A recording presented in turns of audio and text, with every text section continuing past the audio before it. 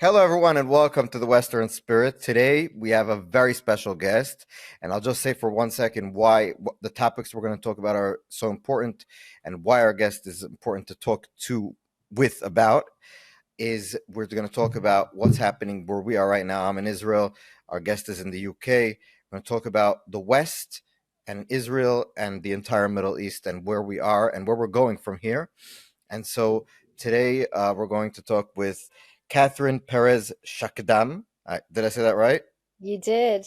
Yeah, so that I passed my first test. Catherine is the executive director of We Believe in Israel, which is the leading pro-Israeli advocacy group in the UK.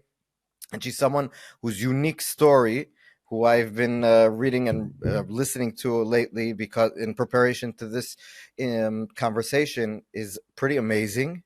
And so I want to just let Catherine give us a short synopsis of why we're talking now. How did I even think to talk to you? I want to let you tell the story in a short way, and then we'll talk about the general stuff that's happening right now here. Sure. You're gonna have to tell me why me, because I don't think I could. I don't want to make assumptions. But to tell you very briefly, my story, because everybody seems to be interested, and I get the why. But what I like with you is that you're actually interested into why it's relevant today, which I think is like Exactly. the most important point. So very long story short, I ended up marrying a Yemeni Sunni Muslim man, moved to Yemen, and I suffered terrible anti-Semitism. I mean, literally from the weather to everything else was blamed onto me. Every time that Israel was on the news, it was my fault somehow, and I was accused of the most horrible war crimes, crimes against humanity, you name it. I was the guilty party.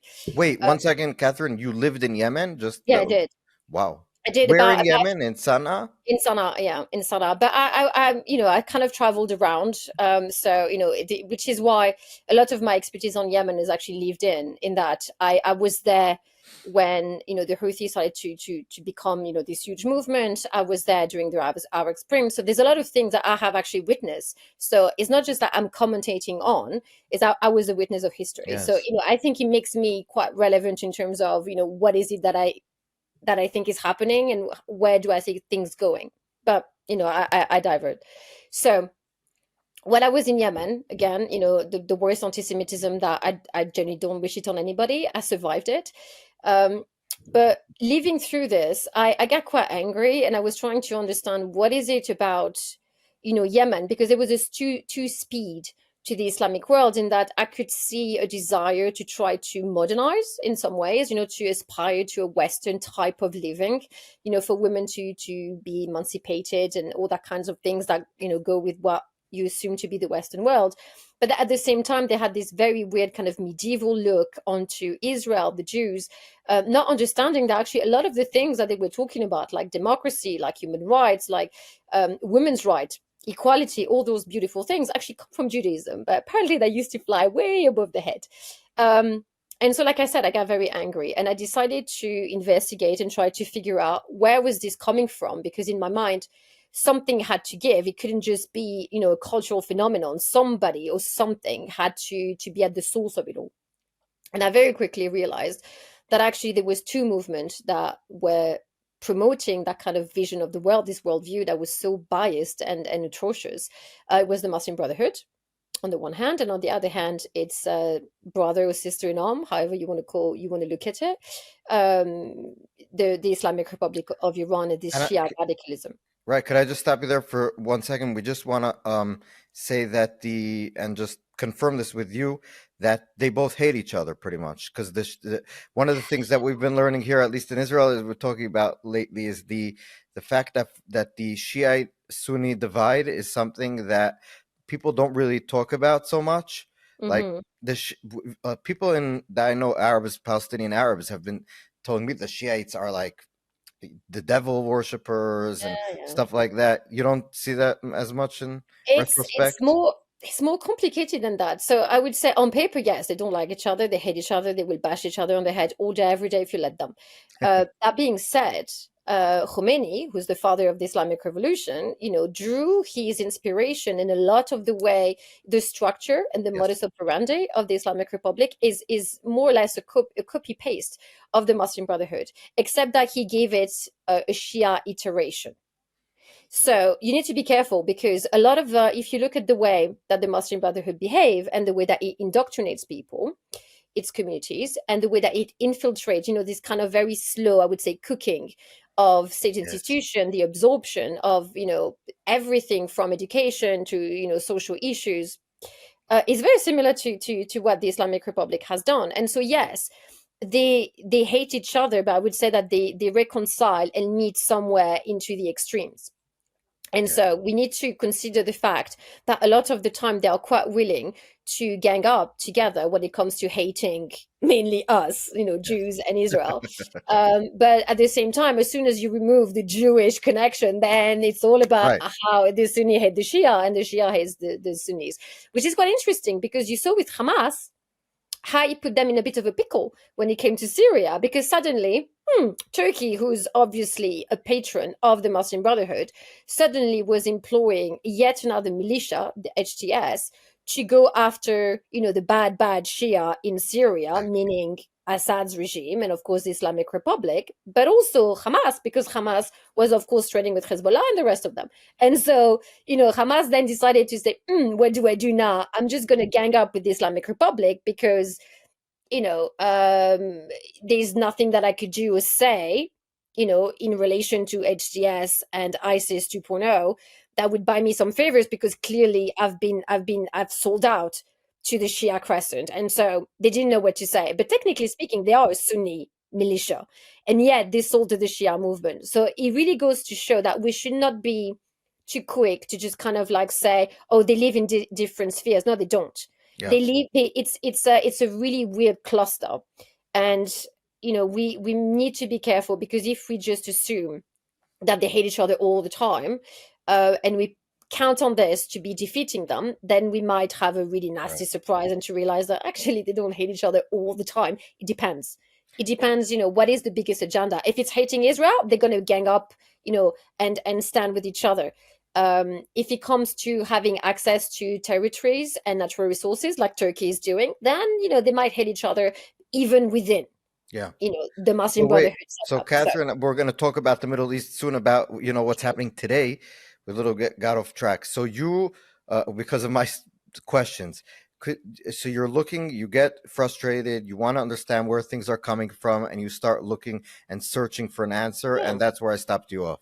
Yeah, and then I understood that it was on the one hand the Muslim Brotherhood, Yeah. Sunni radicalism, and on the other hand, Shia radicalism, the Islamic Republic of Iran. But I realized that actually the Islamic Republic of Iran was getting louder in Yemen, and I realized that there was, an effort to gain more territories. And I saw how Bahrain fell, and how Iraq fell, and how Syria fell, and how Lebanon fell, and Hamas got absorbed.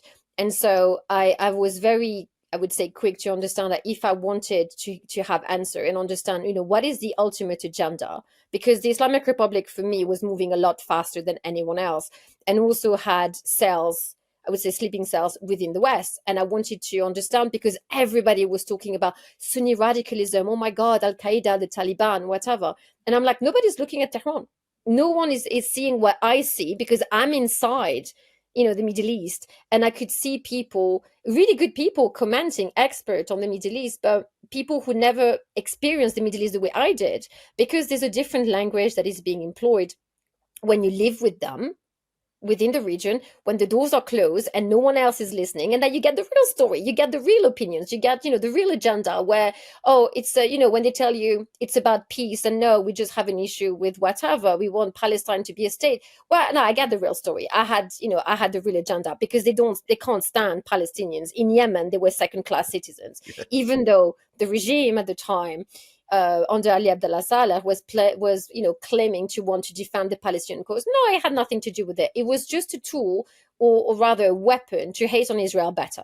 But no one had any interest in helping Palestinians, and never mind the state. They didn't care. And so I realized that there was a great hypocrisy, and that also the West had no clue. absolutely no clue to what really was going on.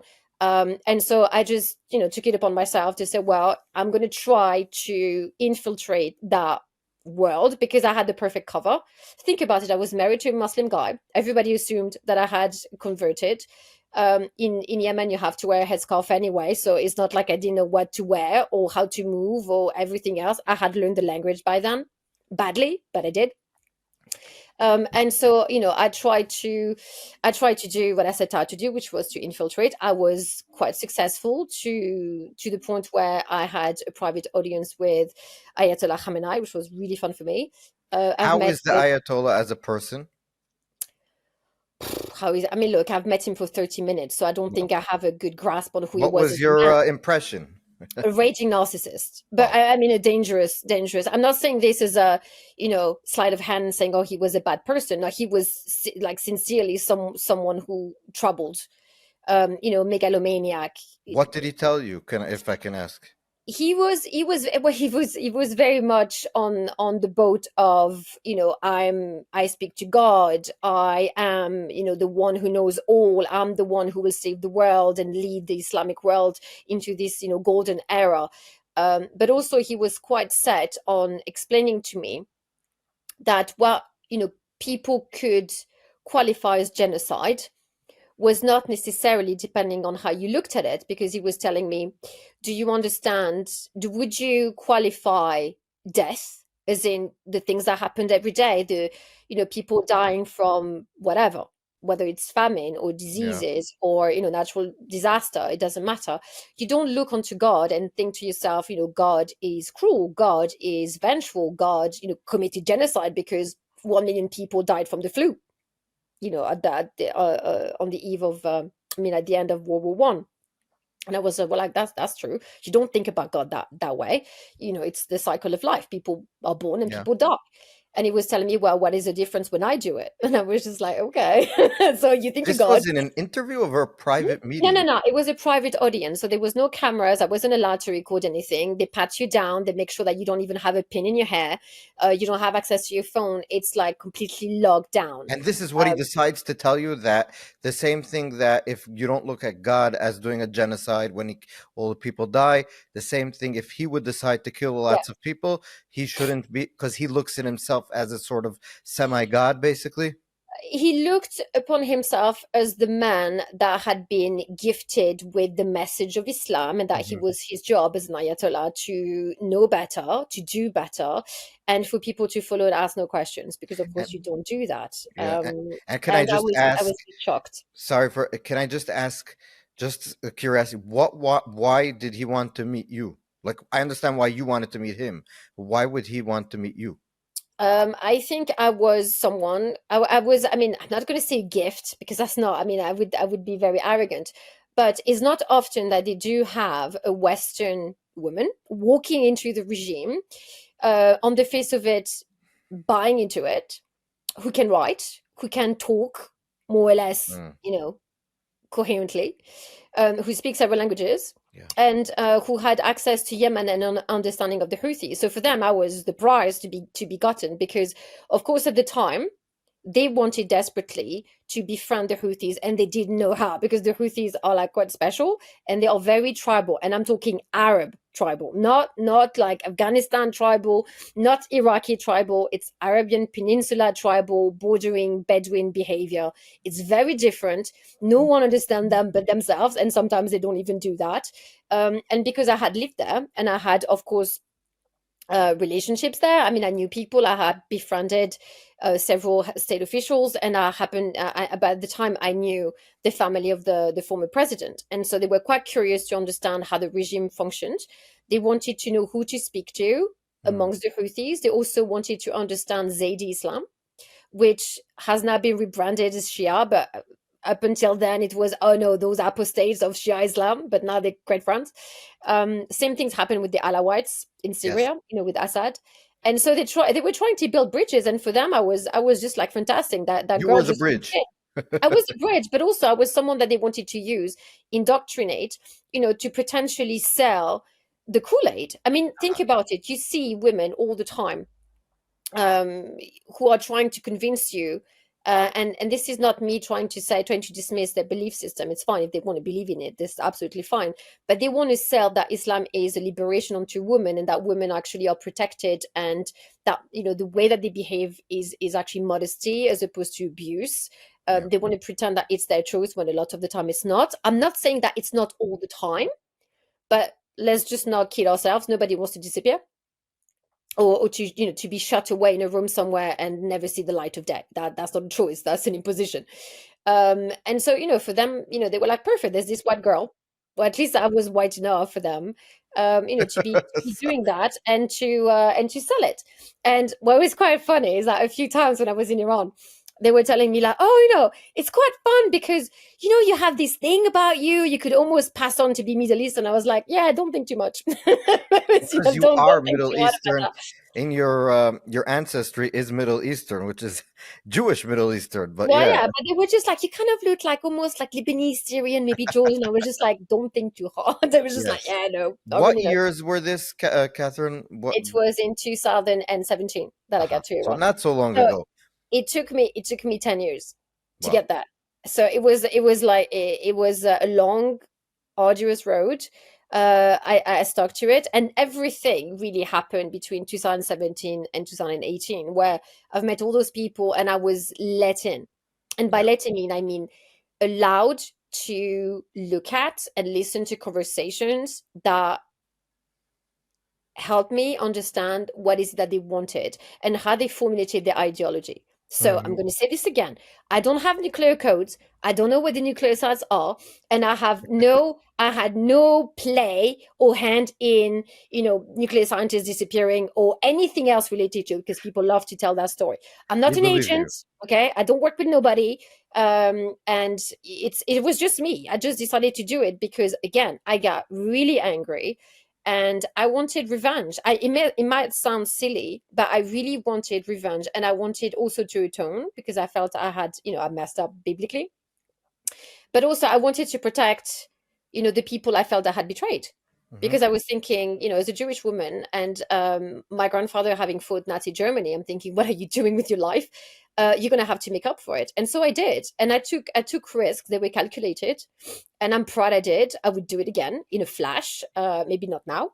But I think it was necessary. And I'm glad that I did, because today I have a really good read on what the regime is doing, how they're formulating their ideology, how they're trying to indoctrinate people, and what is it that they do that we can't read properly, because a lot Yeah. of the crumbs have been left.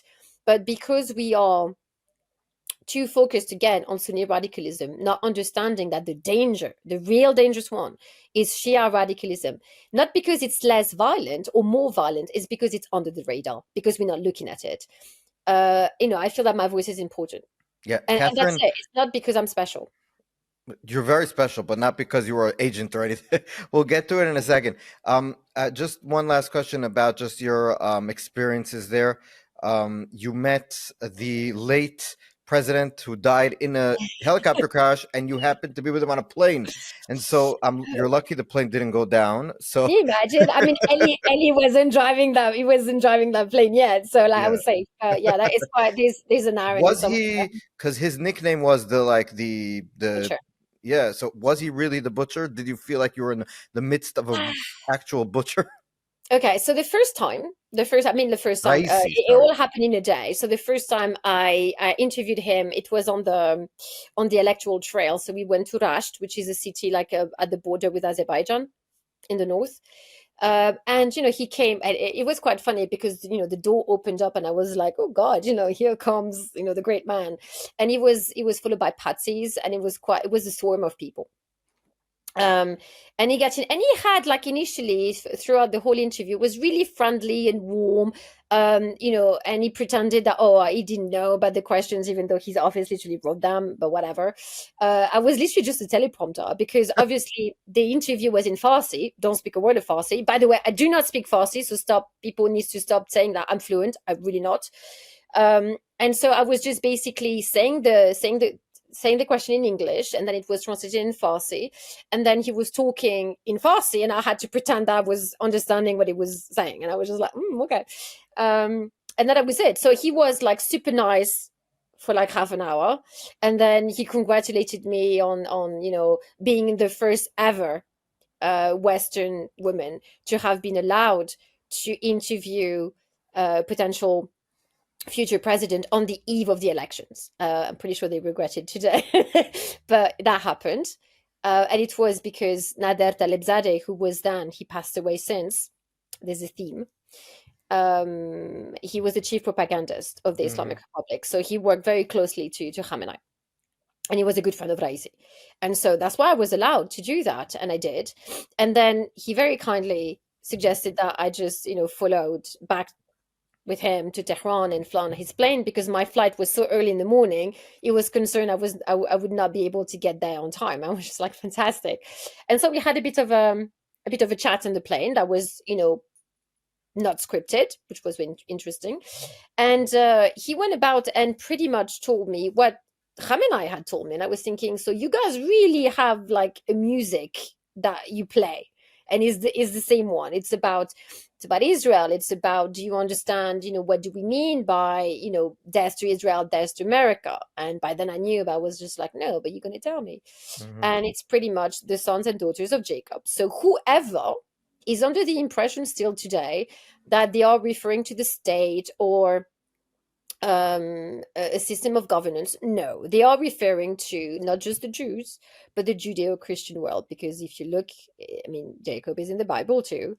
And so it's after the sons and daughters of Jacob, which is insane, because technically speaking, Muslim also recognized Jacob as a very prominent prophet. Right. And he was called Israel by God, even they admit to it. And so you'd like to think that for intellectual continuity, they would also want to protect the state of Israel. Apparently not.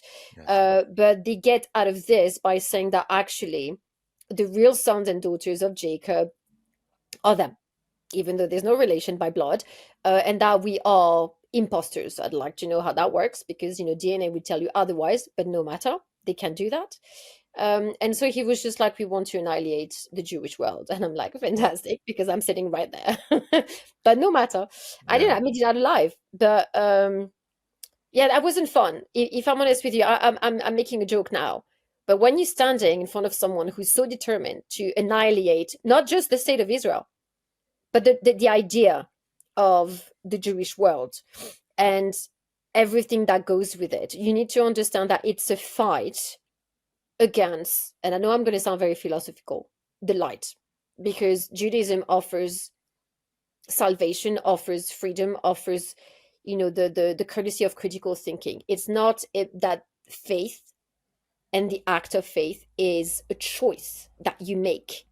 And sometimes people may not necessarily understand why certain things are happening to them or why catastrophe befall them, but it's a choice to believe. Faith is alive. Yeah. It's an act of creation, and it's important. And so what they want to remove is the ability for people to think critically, to exercise faith the way it was meant to, as an act of creation.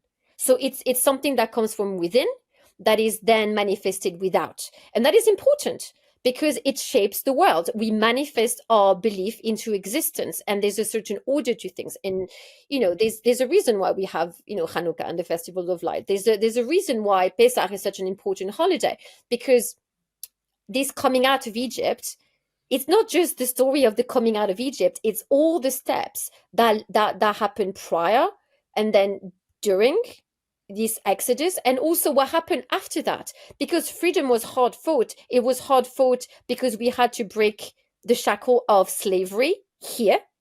You had to then to speak freedom, and then we had to walk freedom. And is the famous three, is the act of creation. Yeah. And they want to remove this from existence. Do you understand what they're after? It's the dissolution and erasure of not just a people, it's humanity, a way of thinking, a way of existing beyond the shackle of indoctrination. And that's what they are about. And I'm not saying that this is what Islam stands for, but this is what those people are making Islam stands for today. Catherine, let's get into what's happening now on the ground here and all over the world. So let's go subject by subject, issue by issue. Number one that I thought to ask you was about Iran, obviously. And so we've been since October 7th.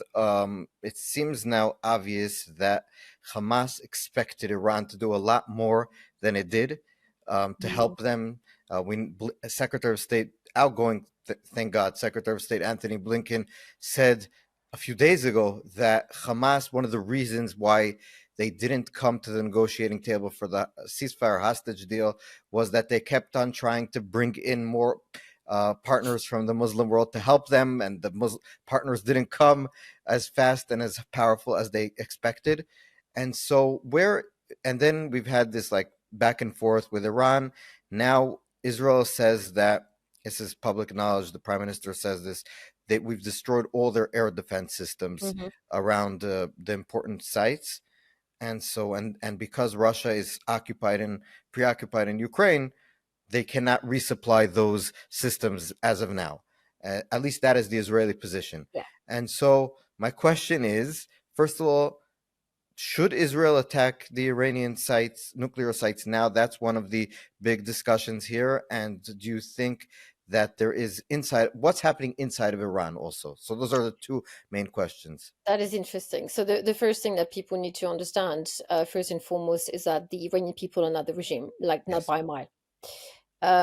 Most Iranians, and I say this with confidence, cannot stand the regime. I would say that about 70% of the people, of Iranians who are involved with the regime, don't believe they're doing it because they don't have a choice, or because they feel that this is the only way for them to survive it. Because if you can't beat them, join them. I mean, that's literally what they decided to do, because they need to feed their family. And they need to find a way out of this, and they want to educate the kids, and they just want to exist and live and prosper. And you can't blame them for this. I still think that they need to be held accountable for whatever it is that they sanctioned and stood for and allowed. But I can understand, on a human level, I can understand what they've done. But still, you're gonna have to pay the price of the choices that you made. But that's beside the point. Now, so you have about 30% hardcore believer into the ideology, and they are nutters, absolute nutters. Now, the regime right now understands that there is no way to recruit more RSGC or Basij. People are not playing anymore. And so they have a number, the number game is up. They don't know what to do.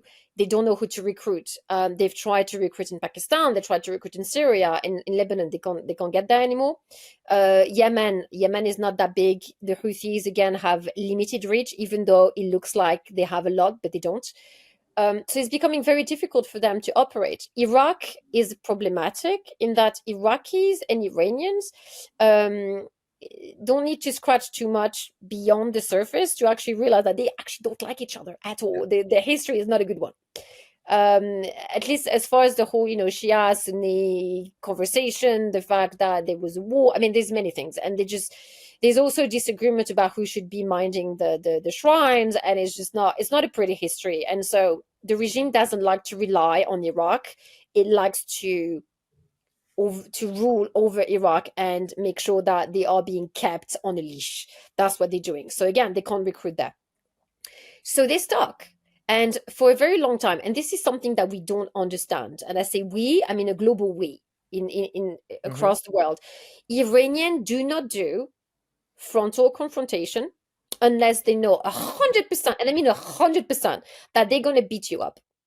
And this is where they made the biggest mistake with Israel.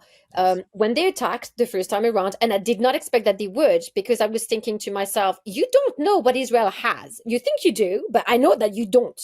But I think they just thought themselves so smart that they assumed that, oh, we know all the air defense system. We know what they're going to do, how they're going to do it, or whatever. They also did not expect Saudi Arabia to enter the fray and to protect the way that Saudi Arabia did. They didn't do much, but they did enough to show the Islamic Republic that, hang on a second, Israel has more friends than you think. And so now there's an unknown that you didn't take into account, and now you need to learn how to play with this.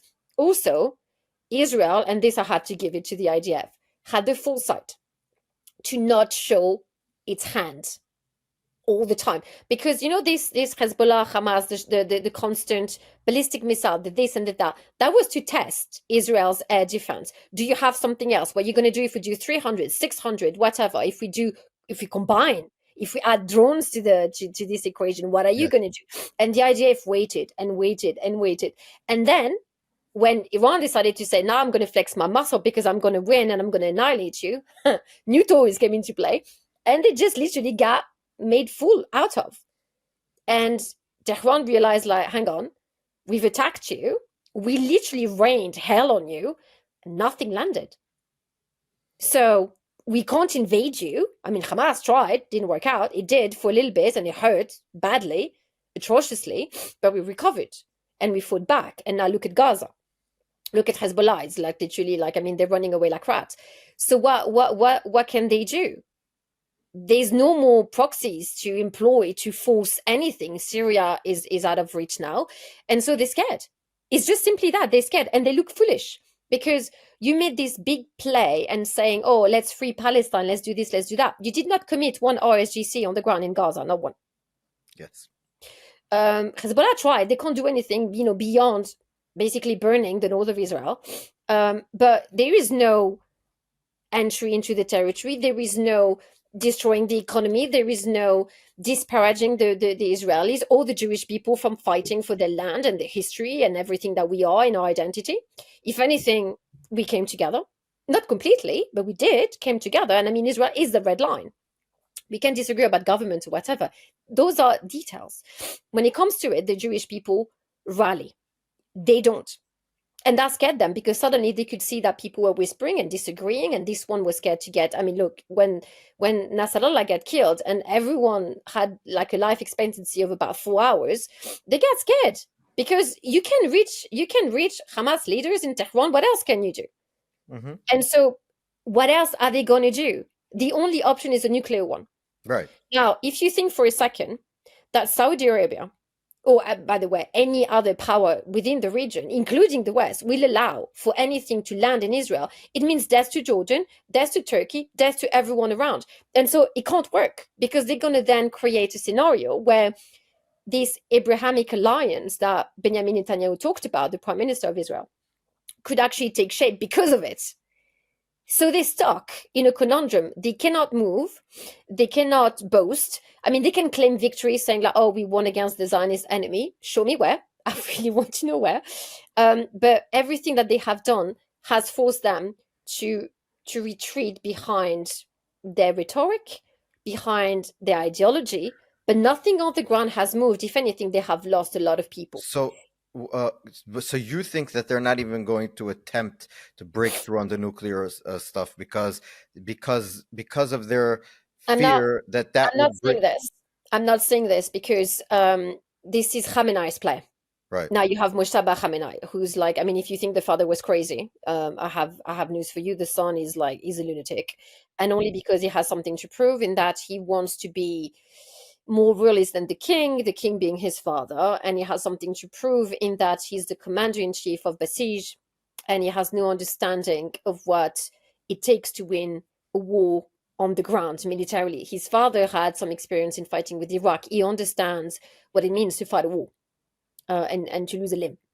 So his son, not so much. And so he's going to want to grandstand and do something absolutely ridiculous and ludicrous. And so I wouldn't put it past him to try to employ or to use the fear of. Mm-hmm.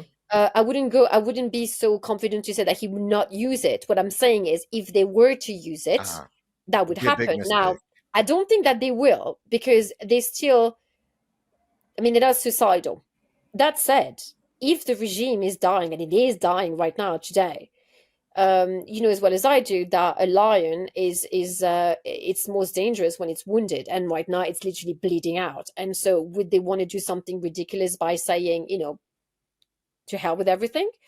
You also need to remember those words were actually repeated to me by Khamenei and by Raisi, when they reminded me what Khomeini had said during the Iran-Iraqi war, when his generals came to him and saying, they keep bombing us, they're going to destroy Tehran, millions of people will die, please give us an authorization to agree to the ceasefire. And he replied to them, don't you understand that I don't care. I don't care about how many Iranians die. I don't care if this whole country burns. It's not about Iran. It's about the cause. It's about the Islamic Revolution ideology. this notion Yeah. that the Mahdi will come back and that they have to be the pioneer of it and help establish it.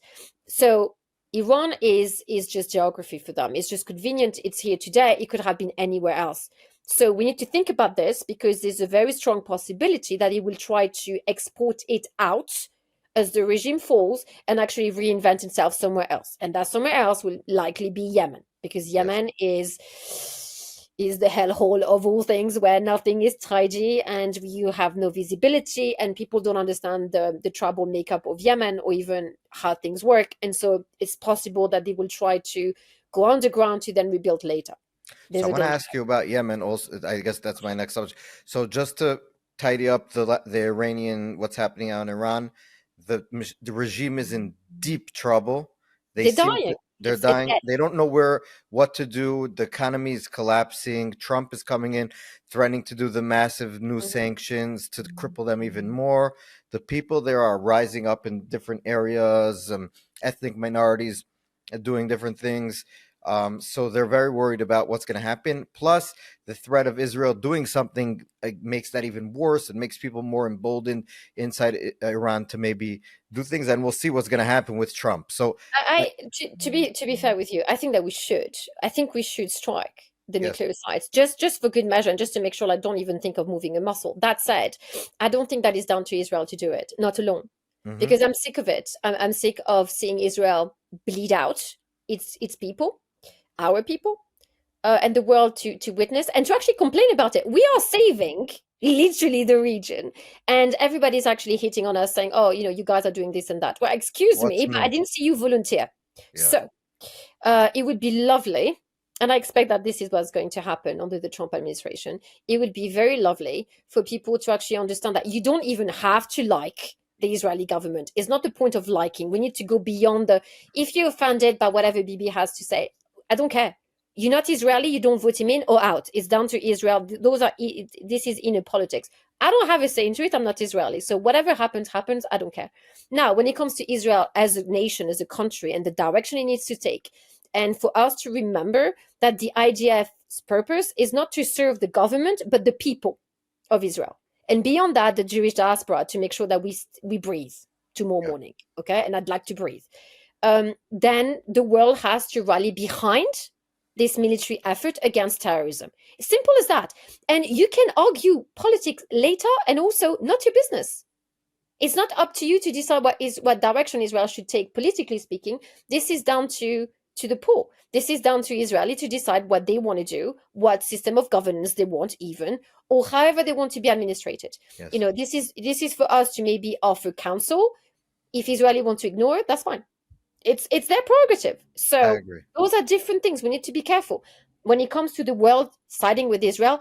Who else are you going to side with? The Islamic Republic of Iran? I mean, don't answer that because the Biden administration has done that, but whatever. But also a lot of kids on college campuses and a lot of other Biden is, we can talk about him, but Canadian, just the Canadian government that's now falling, is their foreign ministers said they would arrest, if I'm not mistaken, Netanyahu if he Yeah. comes on I Iran, mean, on their soil. the Also arrogance. Poland said this, and other countries, that if Netanyahu would step foot on their soil he would be arrested. So Well, yeah. look, for me, there's such an arrogance, and this is not me defending Bibi because I'm like whatever. Because again, I'm not Israeli, so whatever I think or have to say doesn't matter. But the arrogance of those kids at university to first of all to even believe that they have a say because they're offended by what they see in Gaza. Yeah, you should be offended. You should be offended because your government and your vote allowed and enabled terrorists to do that to Palestinian and Israeli. So let's Exactly. not get it twisted, because this reality did not happen because Israel wanted war. If Israel had wanted to commit acts of genocide and to obliterate Gaza, it would have been done 1948. Game over. Yes? And it could have been It done didn't now. happen. It didn't happen. It's not Right. happening today. Why? Because there's no point for Israel to commit an act of genocide. Why? It's Mhm. not. I mean, look, you can accuse the IDF and Israelis of many things, but being irrational is not one of them. At least not when it comes to the direction that they want to take, historically speaking, the kind of footprint that they have left, historically speaking. Israel whether today or yesterday, and I mean yesterday as in like yesterday, King David yesterday, did not start a war. Not one. If we started a war, please name me one. We have done preemptive wars, okay? But in Judaism, this is an act of self-defense. So read the book. We haven't. So why would we do it today? And why wait for 2023 to do it, to start it, after an act of absolute unimaginable terror was committed onto us? It's an act of self-defense, clearly. If people have the audacity to still argue this today, I would encourage them to go spend, I don't know, say a week, not in Gaza. Go spend a week in Iran and come back and tell me how life is fun for you. Exactly. So, or in Yemen, where we're going to talk about now. So, Yemen, the Houthi areas of Yemen, I've been reading a lot about it lately. I wrote a few articles, interviewed some people that study Yemen, but obviously no one who was actually in Yemen like you up until today. So it's interesting to talk to someone who was there, because we speak in the media a lot about the Houthis, Yemen, but nobody really knows, pretty much no one, what is actually happening in Yemen. We know that since the civil war and then the Saudis coming in, there's been this is also just goes for the double standard on the world stage.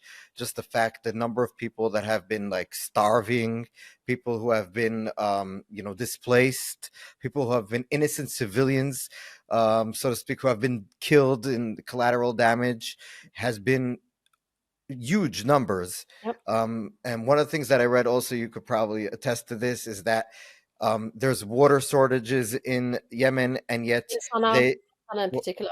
right, and they're still, because of the Yemeni way of doing things and selling the gat, which is basically a drug, and which also uses a lot of water. So all the water, instead of going to people to drink and not die, or make tomatoes and cucumbers, are all going to drugs, the water, and people are dying of starvation. And so, what exactly should we know about the Houthis, the Yemenites, about what's happening there? Okay, so first thing, everything that you said is true. Thank you. You're welcome. There's a huge misconception when it comes to the Houthis, is that people assume that it's a tribe. It's not a tribe. It's a movement.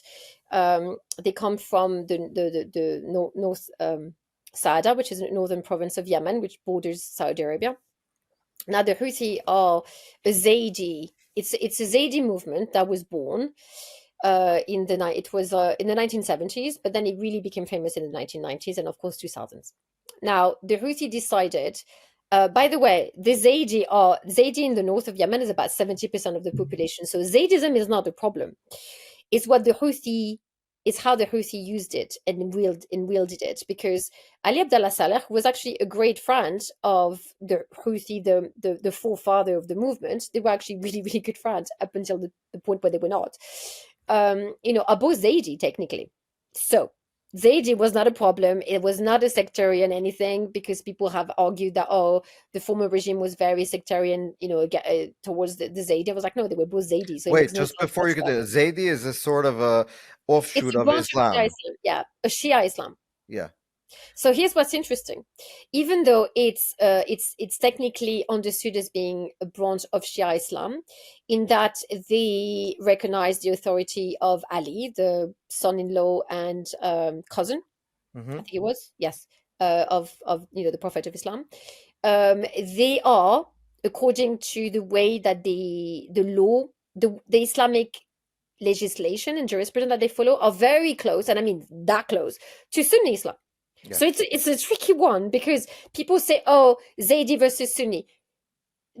You could go to a mosque in Yemen, nobody knew who was what. They didn't care, because they used to pray the same way, they used to eat the same way, they used to do everything the same way. Right. It's only since the Islamic Republic of Iran decided to brand them as Shia, as like full-on Shia, which means 12er, as in the 12 imams waiting for Imam Mahdi or whatever, that suddenly they started to, pray differently, eat differently, move differently, dress differently. Suddenly they were doing the birthday of the Prophet. Suddenly they were doing Muharram, which is marking the martyrdom of one of the imams. All those different things that they did not know about until the 10 Iranians years ago. came. Yeah. 10 years ago, which is like, it's a form of indoctrination. What they do is religious colonialism, where they arrive into a country, they learn your behavior, they find a way to cook you, to find a bridge as like, oh, how you not that different, and how they coming to save you, and oh my god, we have the same enemy, come on in, we're gonna love you and Yeah. protect you. And you turn around 10 years later, and then you don't speak the same language anymore. So That's what they that do. right. So that's what's happening in terms of the religion. But I want to just go through all the history, put it behind us, pretty much to the last few years. Yeah. Basically, we say that the Houthis are an Iranian offshoot at this point. They're funded, they're weapon supplies, but there has been debate of if they make the decisions by themselves, or Ah, are the Iranians telling them what to do? ah, How do you, and I'll just say, not only were you in Yemen, you actually were, and I didn't mention this before in the recording, we spoke about it before, you were an advisor to the UN Security Council yeah, on the Houthis. So you yeah. know what we're talking about. So just explain to us how the decision making is done between Iran and the Houthis. That's a very What you good think? question. So that's what I think is what I know, Right. and I don't think that he has changed. So the Houthis again. I mean, Yemenis in general, and the Saudi will attest to this, are a very difficult bunch to crack. Yemenis don't operate like other Arab tribes in the region, or even like Bedouins, because the Saudis speak a Bedouin language. I mean, and I mean that very respectfully, in that the way that they behave and their culture, it's which, by the way, you want that, because they once they give their word, that's it. Also, they're actually quite honorable, but anyway, I digress again.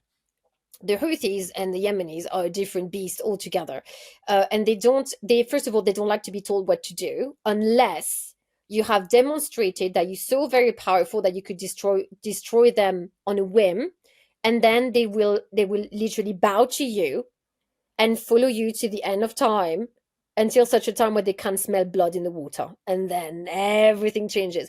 But at the same time, they're still going to fight you because they're going to test you.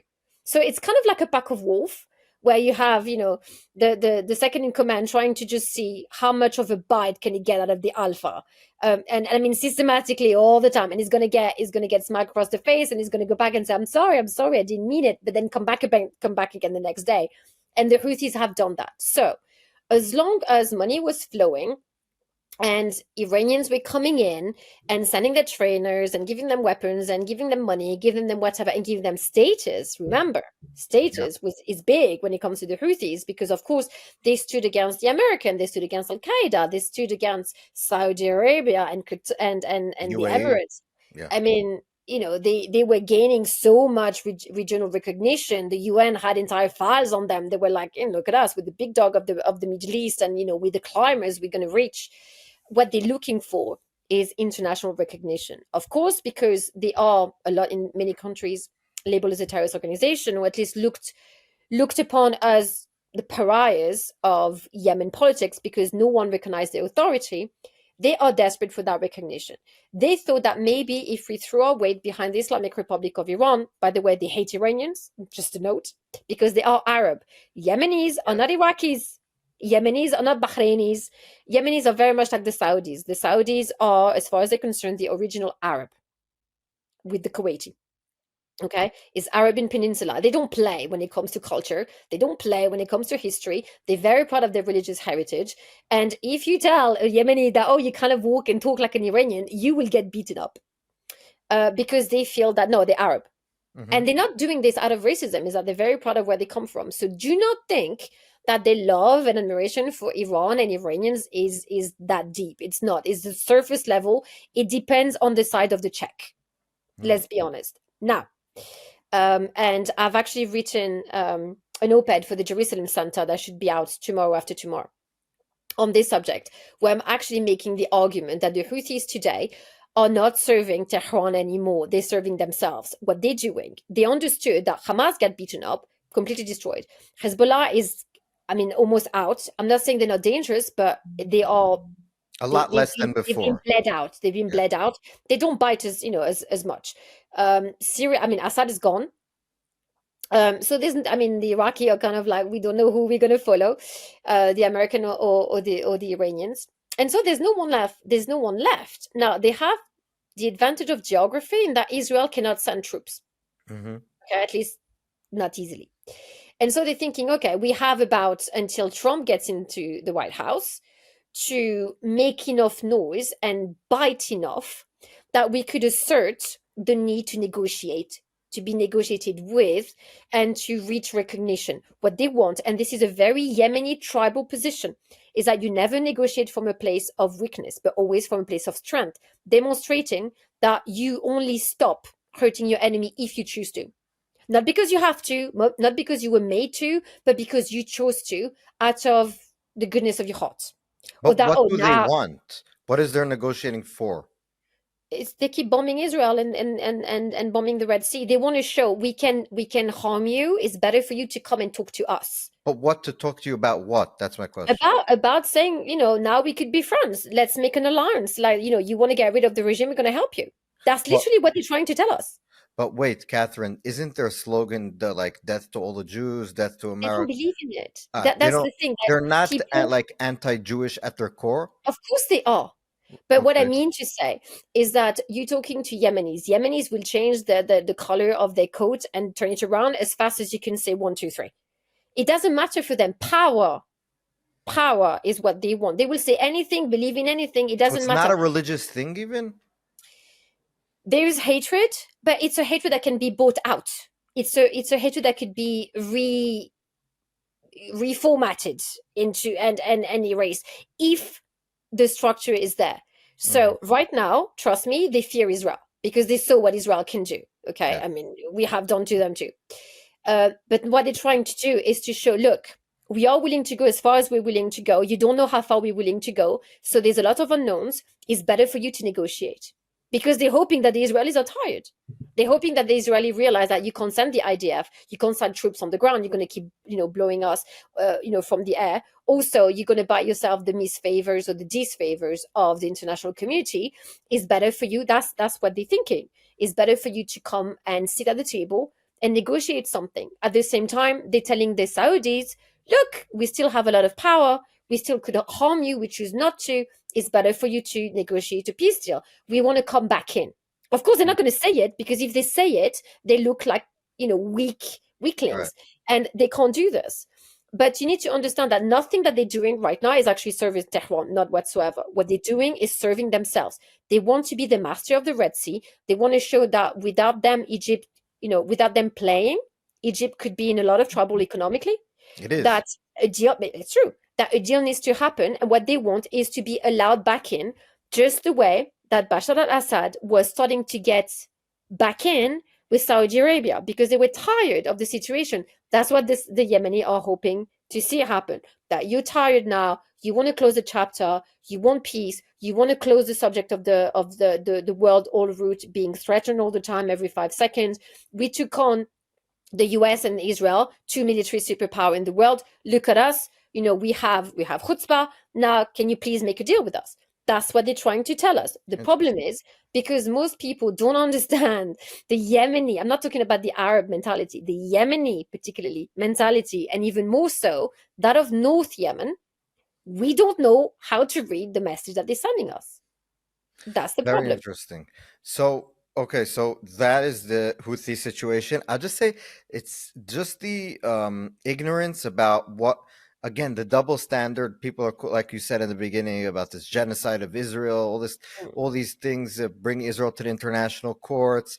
While just, I know there has been, UN resolutions, the General Council and everything, but fact is, what's happening in Yemen is like 50,000 times worse than It's horrible. anything that ever happened in Gaza. Yeah, And no one has been like, you could go to America to these college campuses. I'm but they don't I'm care. willing to bet millions of dollars that I don't have, that they have no idea that there even is a place called Yemen. Like, It's not even that. I don't think they care. right? I No, don't think they care. obviously. But that's a double standard. They don't care. They only care about Arab lives when the Arab lives are being fought by Jews. They don't Can care I? about Arab lives when Arab lives are killing each other. That's fine. That just seems to me to be the actual crux of the matter. When Jews are fighting the Arabs, the Jews cannot win, even if they're fighting very, very fairly and very on, without really any and doing everything they can to not kill Yeah. people willy-nilly. But when Arabs are doing it to each other, it's okay. Starvation, we're not going to talk about it. Like we Mm. said, drugs instead of food, whatever. It's your culture. I don't know. Anyway, so that's the thing I want to say. But I want to get to two more subjects, and we don't have a lot of time. Sure. So the first one is you live in the UK, so I'm going to ask you about something that's been exploding all Yeah. over the world right now, and also has something to do a little bit about um, in relation to the subjects we've been talking about, which is these the grooming gangs and It's actually a lot. It has a lot to do, but yes, no, we're exactly. talking about it. I think it has to do with the fact that the West, at least in the more progressive circles, which it seems that a lot of the West now, thank God, is starting to just shatter out and like Are under there? in America, it seems, with the election of Donald Trump and Uh, some of it. I yeah, think some I don't know. British European countries, Canada, the conservative leader of Canada is pretty good, I think. But Yeah. my point is, let's say we're not. The fact is that a lot of the Western elites Mm. are so worried about they're so unwilling to say the basic fact that our culture is better than other cultures, our values are better than other values, and then when other cultures come into us, we have to treat them exactly like we are. It's the same, and But even it's if they not. bring in, but it's not exactly, but we're too scared, we're too ashamed, it's too Eh, mean. it's like you know, I think it's a form of really weird Yes, self-sacrifice, and it's exactly. but I think it's worth than this. I think it's actually it's it's a form of narcissism. Explain. You know, you know, narcissists like to, I mean, it depends. You have covert narcissism where you love to play the victim all the time and to play like, oh, you know, I'm such a good person, look at me and I Yes. love everybody, but like really you hate the world. And I think that's exactly why you see at universities people banging on and bashing the door at Israel. It's not because it's Israel necessarily, of course it's anti-Zionism and anti-Semitism, but because it's the only hate that is morally, Acceptable. not only morally acceptable, but it's also a sign of self-righteousness. Uh-huh. I mean, as far as they're concerned. And so they let go of the hate as much as they can. But tomorrow morning, if you could find another one, they will do that too. So it's not what we fail to understand, I feel, is that it's not necessarily directed at Jews because we are Jews, is directed at Jews because Jews are not playing the game of victimhood. Yes. We are not covert narcissists. We are willing and proud to say, my culture versus yours, mine is better. Hmm. And I'm sorry, I'm going to say it too, because when I see child bride, I'm sorry to say, I love Judaism because you don't have that. Or female circumcision, or I love have the fact that in Judaism, you don't have slavery. exactly. I love the fact that in Judaism you don't get bashed on the head or killed if you leave.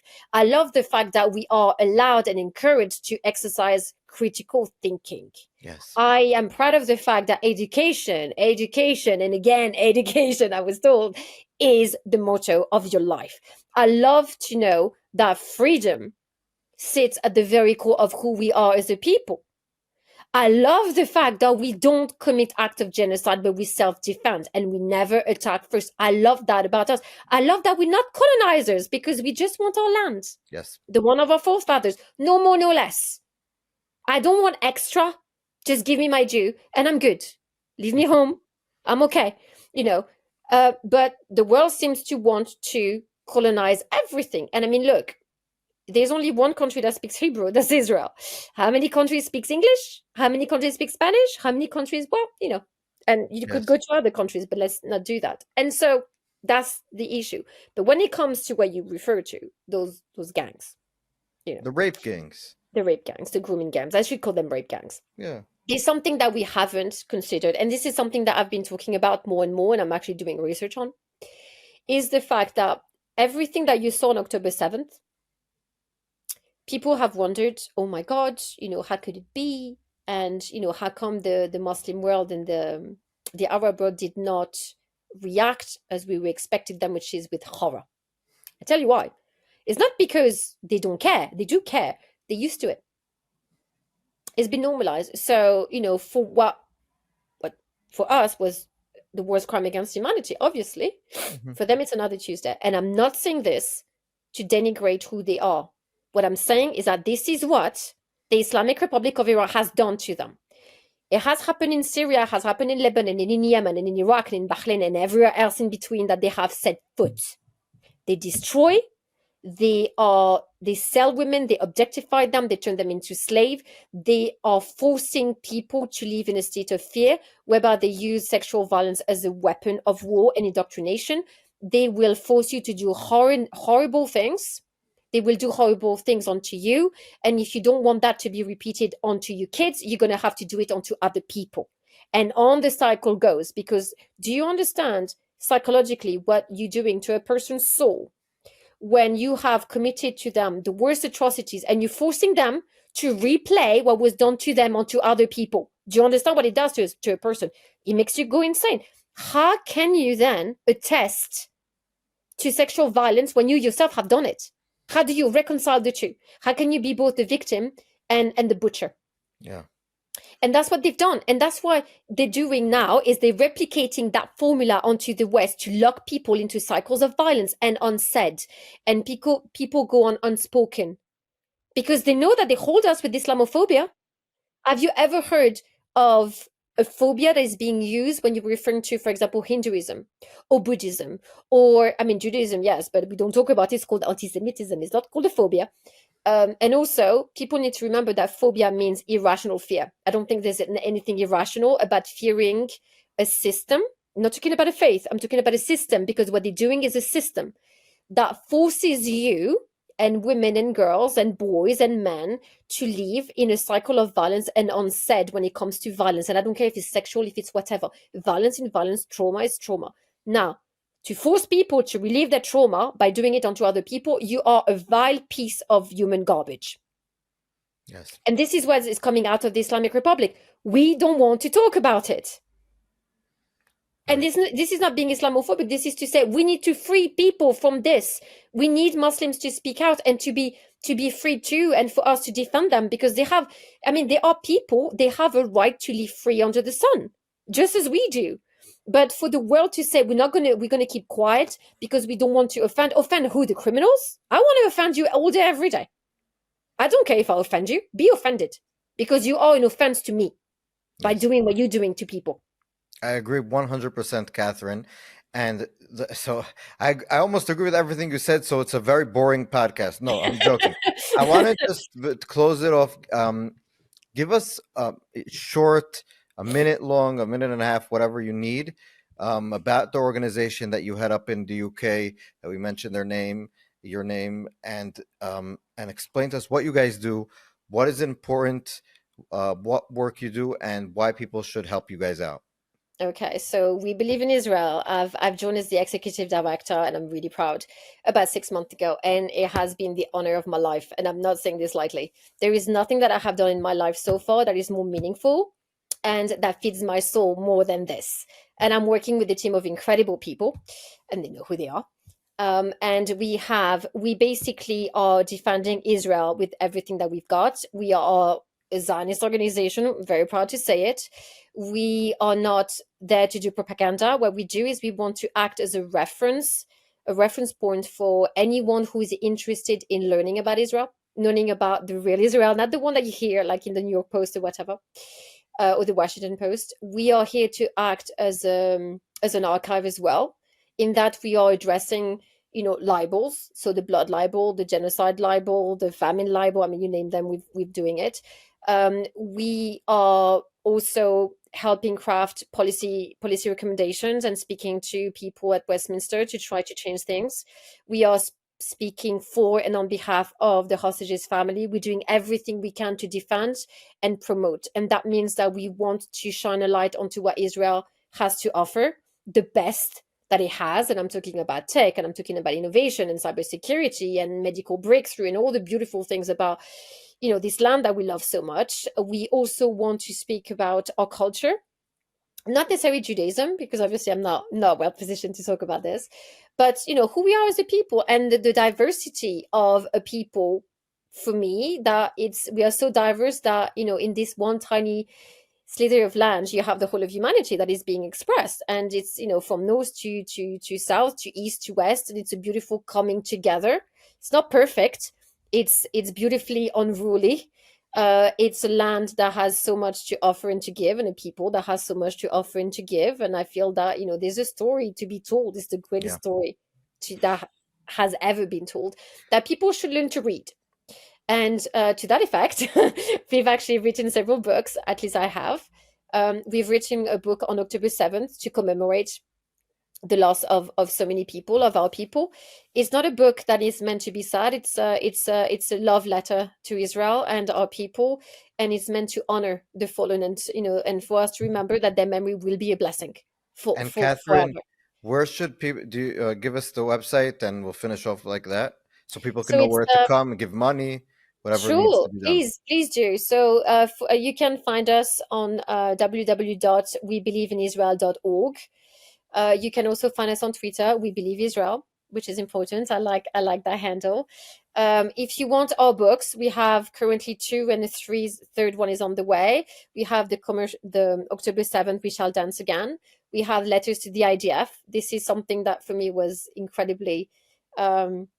It's a hopeful book, because it's a collection of letters that people have written for the IDF, and I recall everything that the IDF is about and what the IDF has done for Israel and Israelis, but also for the Jewish diaspora, and the way that we are the only country in the world that when there's a war, people flock in, not Yes, out, they come in. So exactly. but it's a testament to how much we love this land, and who Very we are nice. as a people.